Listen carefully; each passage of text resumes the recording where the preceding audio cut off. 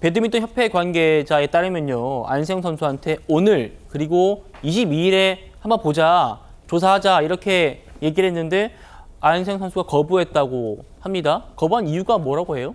자, 일단 안세영 선수는 분명 협회와 허심탄회하게 많은 대화를 나누고 싶다는 입장을 비췄었죠. 그렇기 때문에 왜 거부를 했는지 궁금증이 커질 수밖에 없는데, 그러기 위해서는 이 조사위 구성 과정에서의 절차적 문제를 따질 수밖에 없습니다. 앞서서 문체부에서 이 협회 조사위가 구성되는 과정에 대한 절차적 문제를 제기했기 때문이죠. 그 내용을 보면은 일단 이사회 심의 의결을 거쳐야 되는데 그렇지 않았다는 겁니다.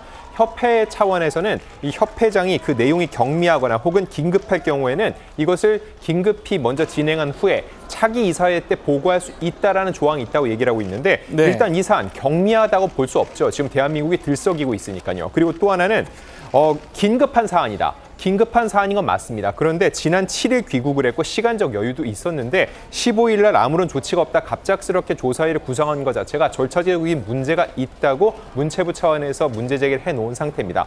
그렇기 때문에 이 조사위에서 본인이 직접 나서서 조사를 받는 것 자체에 대해서 안세영 선수가 거부 의사를 밝혔다고 볼 수 있습니다. 그렇군요.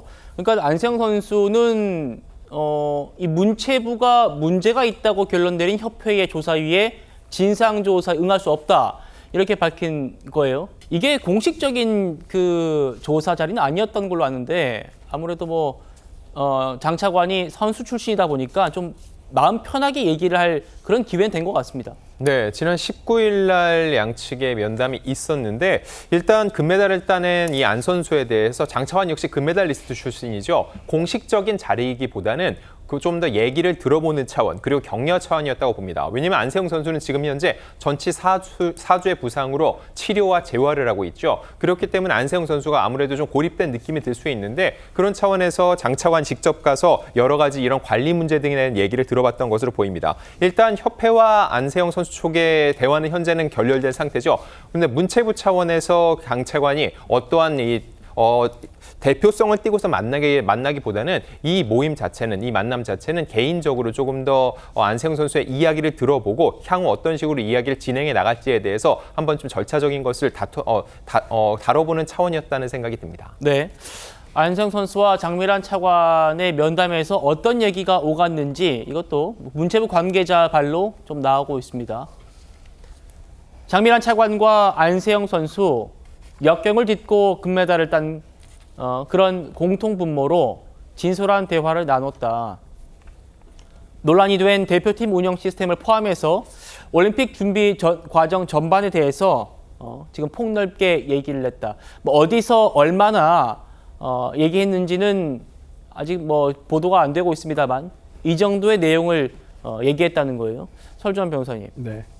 아무래도 협회 쪽보다는 네. 선수 출신이고 또 문체부가 지금 또 협회에 대해서 비판적인 좀 스탠스를 취하고 있고, 네. 그러다 보니까 장 차관이 좀 편하게 있는 얘기를 다 해보라 이런 식으로 해가지고 좀 대화가 오간 것 같습니다.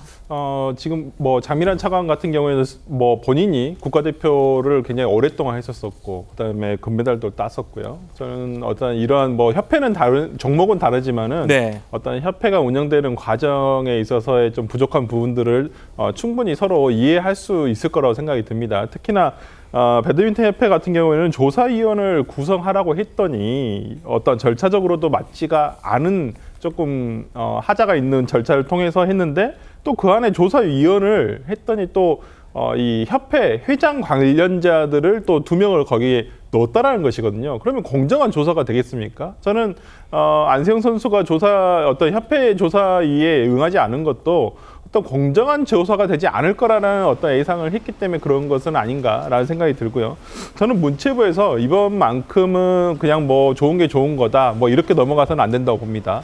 이번만큼은 어떤 협회, 각 종목 협회에서 문제가 되고 있었다거나 어떤 얼마 전에 이제 안세영 선수가 폭로했듯이 무슨 선수에게 빨래를 시킨다든지 예. 이런 식의 어떤 잘못된 관행이 있었다고 한다면 저는 차제에 이런 부분 좀 개선이 될 수 있도록 뿌리를 뽑는 것이 맞다고 봅니다.